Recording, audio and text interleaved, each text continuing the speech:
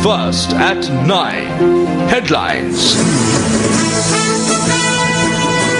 A very good evening to you and welcome to your News at 9, coming to you live from the Newsfirst Centre here in Colombo. And you're with me, Joel Outskun, with tonight's headlines. Starting off with UPFA Southern Provincial Council candidate D.V. Uppul arrested. Individual engaged in pasting election posters dies after being attacked. Government grants access to enter Sri Lankan airspace to search for missing Malaysian Airlines flight MH370. Fatal accident in Naramala claims the lives of 4 persons. Russian president says Crimea should be under Russia's sovereignty. Let's now cross over to our Newsfirst studios for a comprehensive news bulletin. Thanks a lot, Joel. We'll take it from here. I'm Madhushka Balasurya. And I'm Nicola D'Zoiza. Starting off with our top story for today, at the 25th regular session of the UN Human Rights Council in Geneva this afternoon, several nations expressed the following views on the human rights situation in Sri Lanka. We also regret that the government of Sri Lanka has failed to ensure investigations into all violations and abuses committed in the civil war, while human rights violations still continue in the country. We support the High Commissioner's call for international inquiry. We remain highly concerned about the human rights situation in Sri Lanka, where we deeply regret the lack of implementation of the LLRC report and investigation of alleged atrocities committed at the end of the civil war. Working conditions for journalists, human rights defenders and NGOs continue to deteriorate. We call for close monitoring of human rights situation by the OHCHR and for an investigation into alleged human rights violation, abuses and related crimes by both parties in Sri Lanka. In Sri Lanka, we continue to observe intimidation of journalists and lawyers and attacks on religious minorities. Concrete and genuine action by the Sri Lankan government and sustained attention from the international community, as outlined in the resolution before this Council, are needed to advance reconciliation. Now, meanwhile, Special Envoy of the President on Human Rights, Mahinda Samarasinghe, says that the attempt made in the latest version of the resolution on Sri Lanka sought to introduce an inquiry under the guise of an investigation by the Office of the High Commissioner for Human Rights is no less than an effort to initiate an international inquiry mechanism. He made this statement at a briefing on Sri Lanka for the member and observer states of the African region of the UN Human Rights Council today at the UN office at the Palais des Nations in Geneva. The Sri Lankan delegation at the briefing had informed those in attendance that despite Sri Lanka's position against the resolution, Sri Lanka was committed to moving forward with the several domestic processes it had put in place to address issues connected with the conflict. Minister Samarasinghe stated that Sri Lanka has shown its commitment to comprehensive reconciliation through the significant advances made on many fronts. Minister Samarasinghe called on the countries from the African region to demonstrate their solidarity with Sri Lanka during and after the sessions of the Human Rights Council. Minister Samarasinghe, Minister Nimal Siripala de Silva, the coordinator of the African Regional Group, the ambassador for Ethiopia, as well as Sri Lanka's permanent representative to the UN in Geneva, Ravinatha Aryasinghe, were present at the meeting. An informal discussion on the amended draft resolution at the UN Human Rights Council on Sri Lanka is to be held in Geneva this evening. A preliminary discussion was held earlier today. Dr. Arvind Bulel, the Foreign Affairs Minister of Mauritius, which is one of the co-sponsors of the resolution, speaking to Newsfirst, elaborated on what was discussed. Now, there has been a free informal meeting. There is an amendment which has been proposed to the resolution. The views of several countries have been heard, be it from Singapore, Pakistan, Russia, China. Of course, we all pay heed to what is being said, and we hope that, as I've stated, that there will be a consensus in respect of the resolution. Now, meanwhile, here at home, civil society representatives convened a media briefing today to condemn the arrest of human rights defenders Father Praveen Mahasen and Ruki Fernando on the night of the 16th of this month.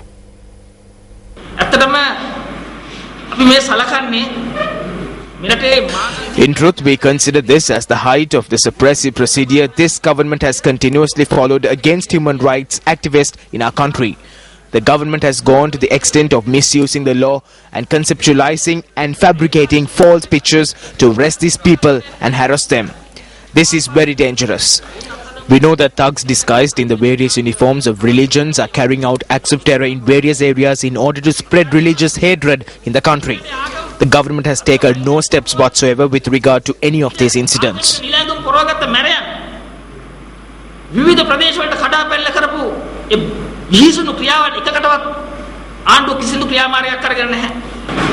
is in charge here?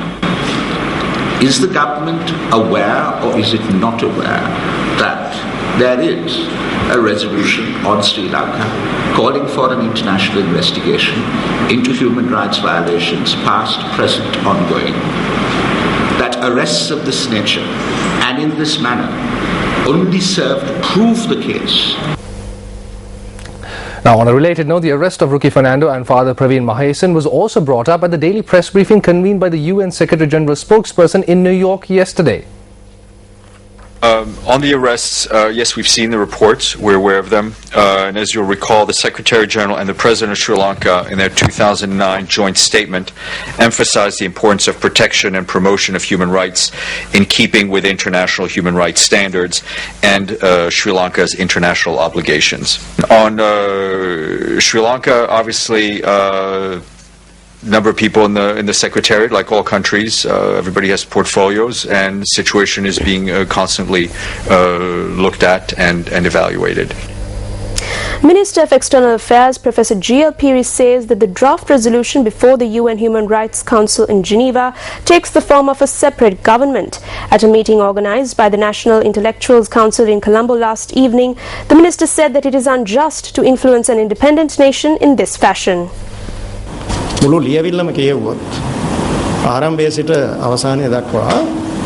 you read the entire document from beginning to end, it is exceedingly clear that an alternate government will interfere in the internal affairs of our country and decide on the internal complex problems in our country and decide on what steps will be taken. This is what they are trying to do. This cannot be done. In whose hands does the future of this country lie? It is in the hands of the government elected by the people. That is social consensus. මේ රටේ දෛවය ඉරණම අනාගතය තියෙන කාගේ හතේද මේ රටේ ජනතාව පත් කරපු ආණ්ඩුවේ හතේ ඒකනේ සමාජ සම්මුතිය කියන්නේ. The minister also clarified his stance on the proposal in the draft resolution that the High Commissioner for Human Rights should lead a comprehensive investigation into allegations of human rights violations.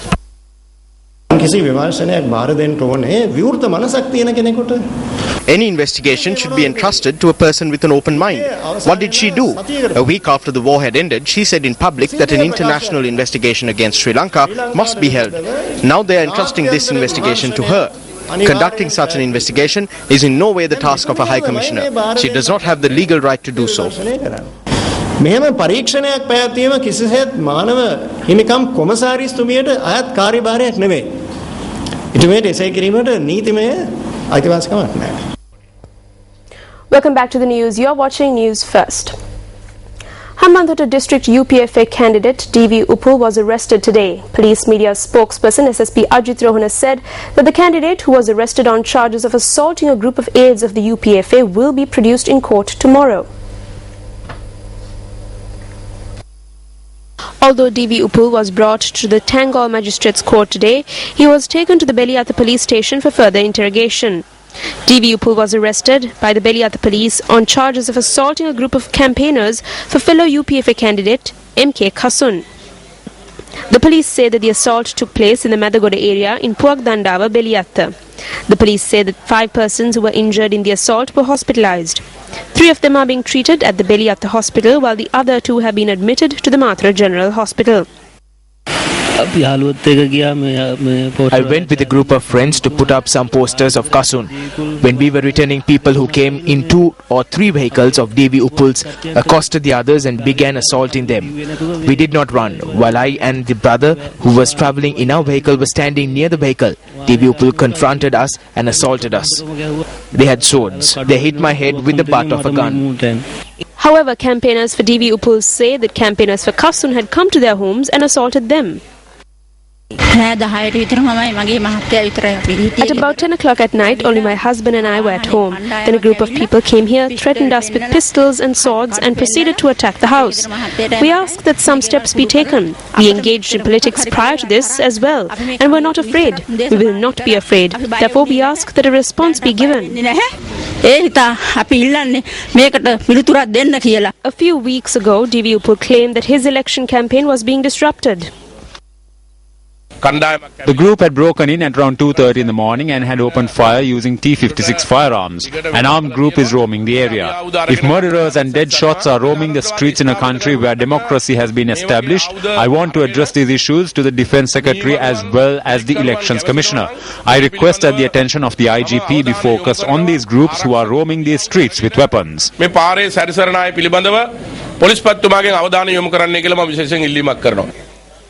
The leader of the Democratic Party, Sarath Fonseca, expressed these views on the situation in Beliatta a few weeks ago. Thugs from the alliance carrying T-56 firearms had come here drunk and had threatened everyone, saying that they would burn down the stage and they would shoot the people working on the stage, and had chased the people away from there.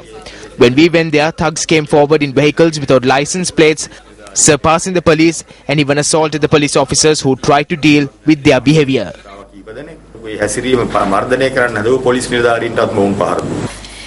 While problems have arisen between UPFA campaigners in Beliatta, last night several officers of UPFA Mathura district candidate Chandima Rasaputra were damaged. Our reporter says that Rasaputra's campaign officers in Tihagoda, Kamburupitiya and Ranchagoda were damaged.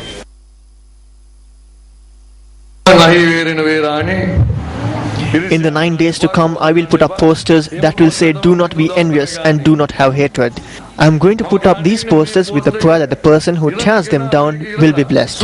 Let us see if they lay a hand on these posters. I am going to put a line on the bottom which will read that the one who tears this down will be blessed and happy. Let us see if they will stop this even then.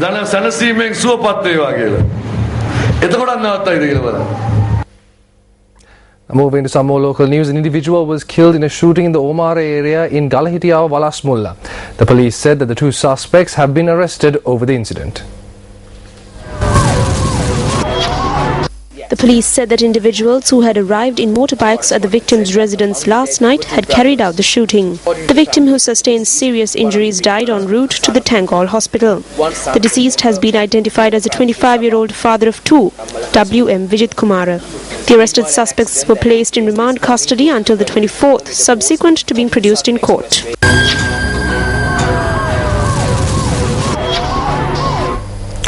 Parliamentarian Sajid Premadasa, addressing a public meeting in Hambantota, expressed these views. Through the power struggle taking place in the Hambantota district with grudges and jealousy, the clashes within the alliance can be witnessed. Yesterday, a clash within the alliance sent 7 persons to the hospital. Why are they fighting? They are trying to seize power. This is the struggle to seize their share from the people.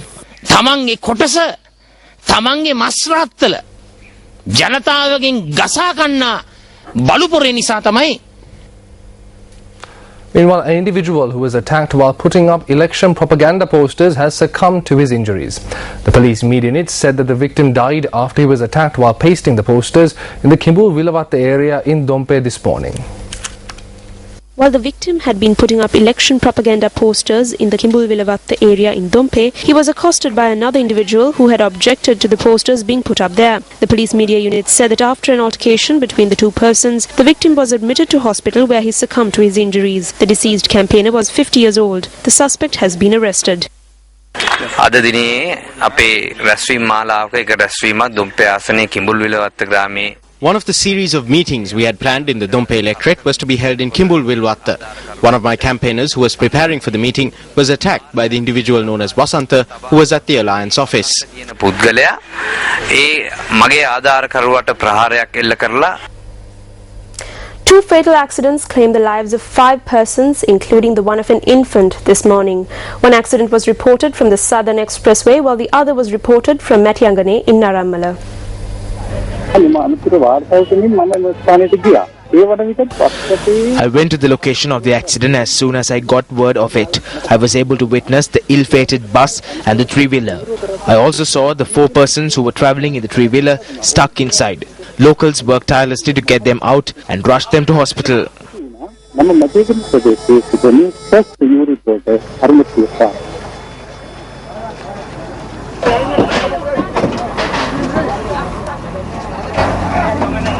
The accident was a result of a head-on collision between the Sri Lanka transport bus travelling from Narammala to Girula and a three-wheeler travelling in the opposite direction. The police believe that the tragedy might have taken place as a result of the driver of the three-wheeler falling asleep. The victims were a group from Ukuwela Matale who were returning back from the Katunayake International Airport together with a youth who had come from abroad. All 4 victims, who were in their 20s, succumbed to injuries sustained in the accident. Our correspondent said that among the dead were 2 brothers. According to the families of the deceased, one of the victims was the son of a member of the Ukuwela Pradesh Sabha. The bodies of the victims were placed at the Narammala hospital.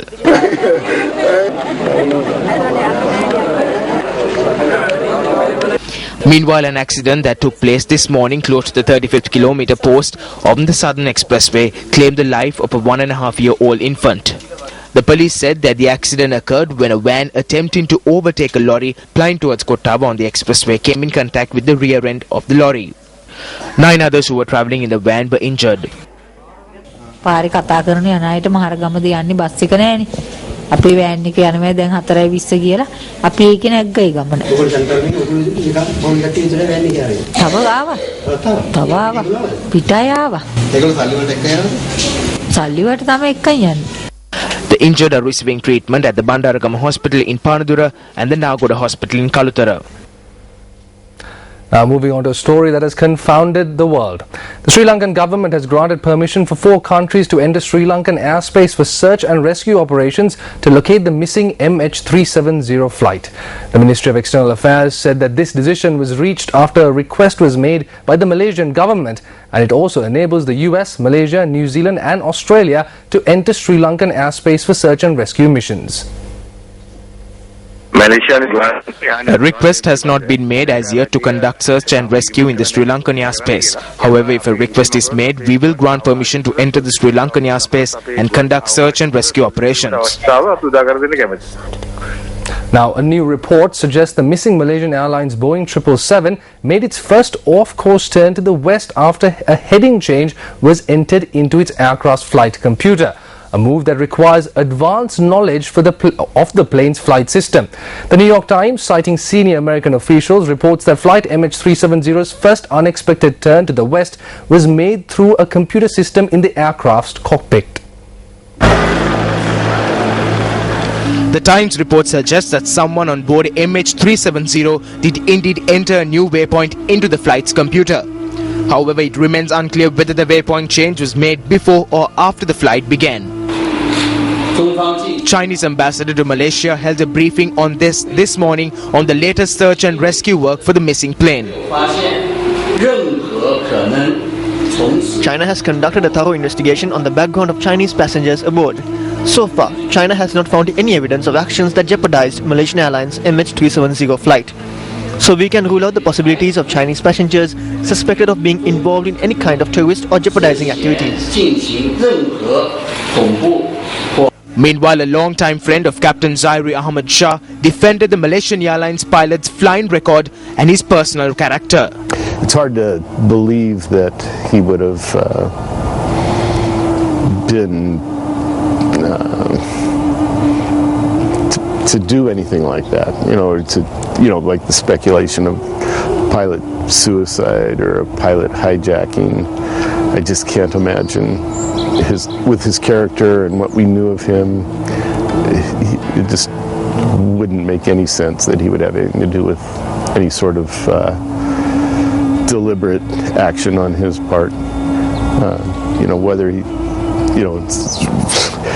his piloting skills would be great, and I think he would do anything he could to preserve the lives of his passengers and the cargo, the property of Malaysia Airlines. He was really proud of that company, and he would have done anything for them. Furious Chinese family members said that they are going on a hunger strike, demanding the Malaysian government tell them the truth about the fate of loved ones aboard missing flight MH370. 10 days after the Malaysian Airlines jetliner went missing, hundreds of family members continue to wait for information in a Beijing hotel.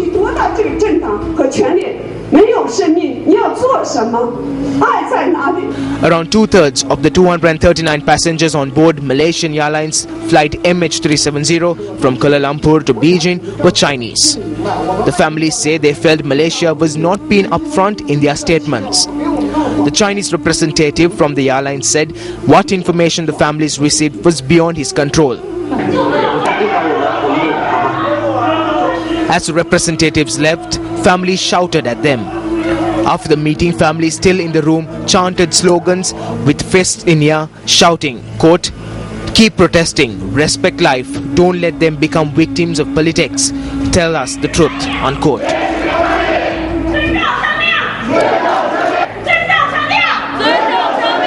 Outside the room where media were gathered, a woman who had left the chanting held up a piece of paper with slogans written on it and said the families were calling for a hunger strike.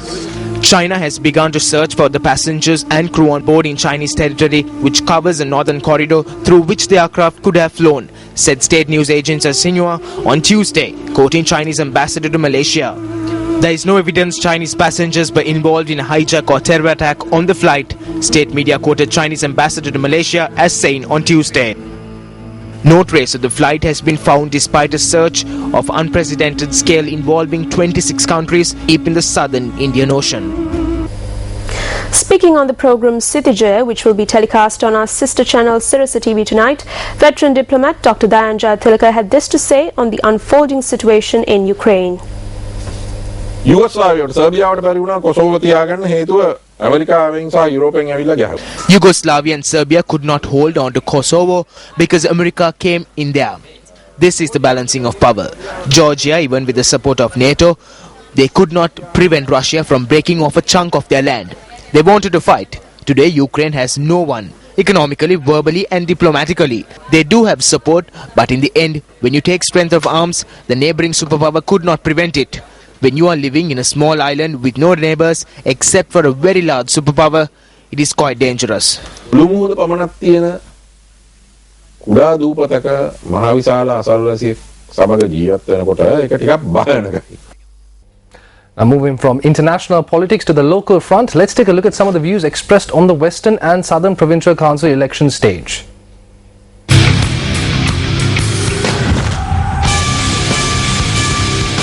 Dollar Kako. Foreign forces and the dollar crows are waiting to see what the result will be on the 29th. Sri Lanka is facing many challenges and there are many who wish to obstruct the future journey of a nation.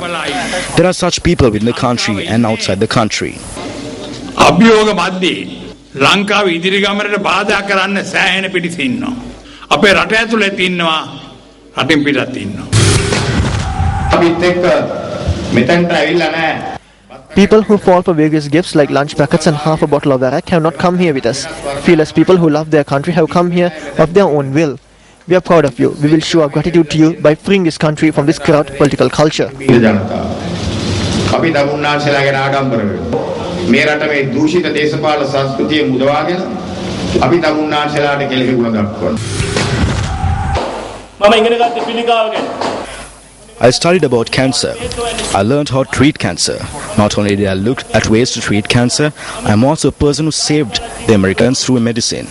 In Sri Lanka, I will try to give something back from what I have learned to Mahinda Chintana. I will become a part in the President's Health and Education Development Program.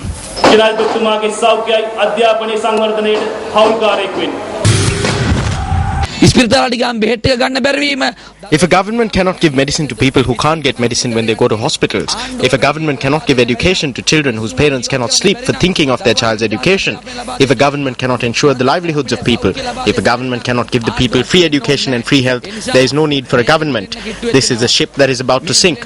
No fool would board this ship that is about to sink. The voters have the responsibility of introducing educated people, ethical people, intelligent people, visionary people and creative people into politics. By casting your preference for such educated, intelligent and creative candidates from among the candidates for the provincial council election and bringing them to the fore in politics, we can bring forth a brighter political future for our society.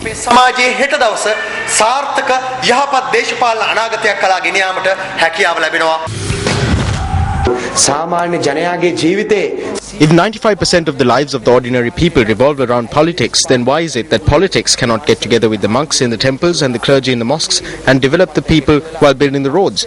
It is not that this cannot be done, it can be done, but we are not electing people who want to do this. හැබැයි අපි ඡන්දේ දීලා පත් කරලා යවන්නේ ඒක කරන්න උවමනාව තියන අය නෙමෙයි.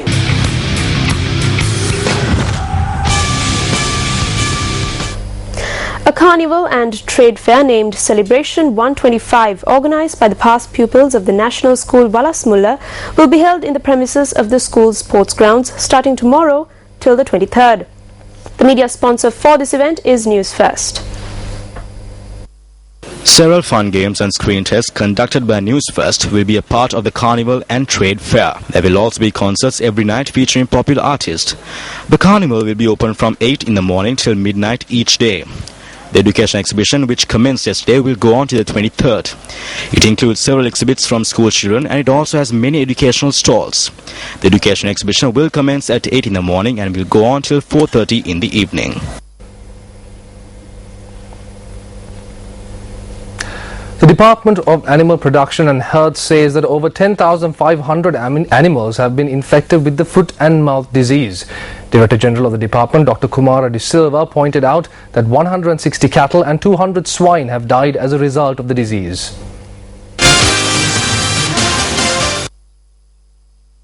Animal control in several areas are at risk due to the spread of the foot and mouth disease that mainly affect hoofed animals. This attributed in the Department of Animal Products and Health to prohibit the transportation, slaughter and sale of such animals in 8 districts in the country.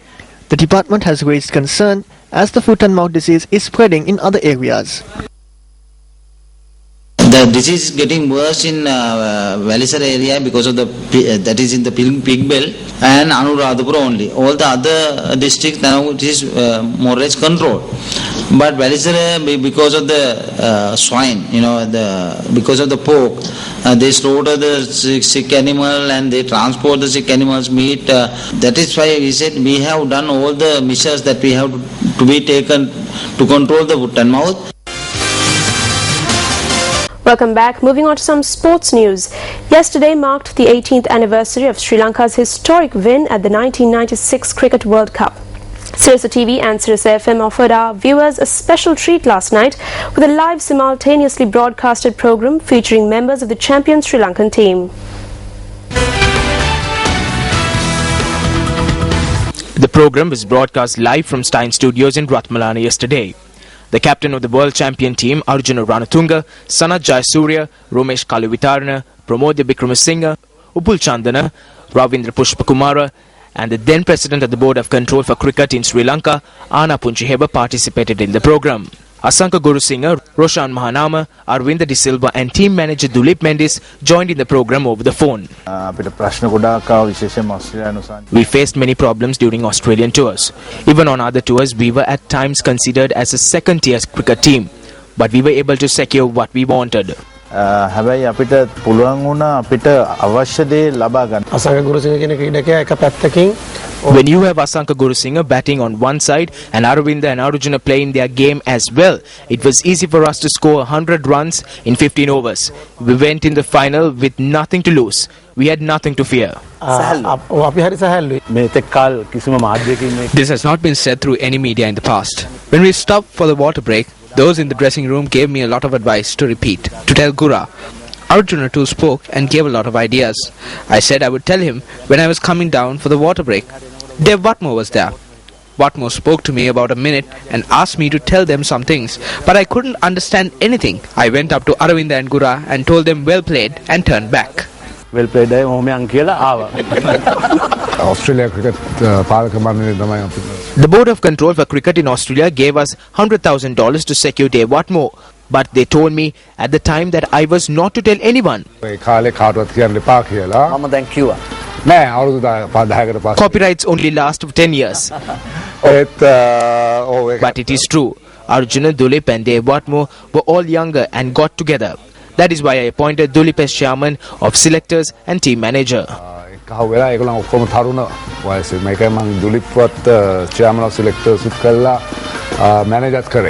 Defense attorney in the murder trial of Oscar Pistorius, Barry Rowe, resumed his cross-examination of police photographer warrant officer Brendan Van Staden on day 12 of the trial today. Rowe scrutinized the handling of the crime scene by highlighting changes in the position of objects visible in photos taken hours after Reva Steenkamp's death.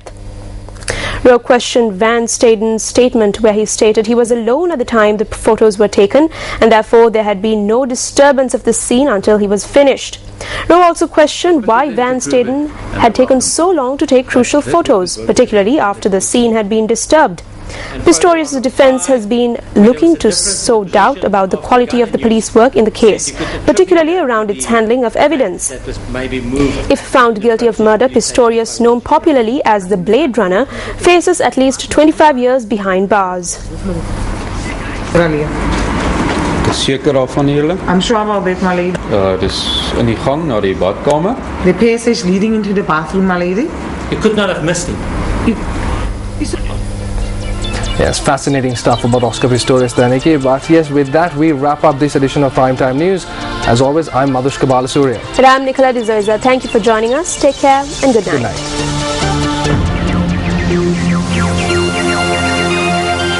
Hotline 0114-896-896. www.newsfirst.lk. Feedback at newsfirst.lk.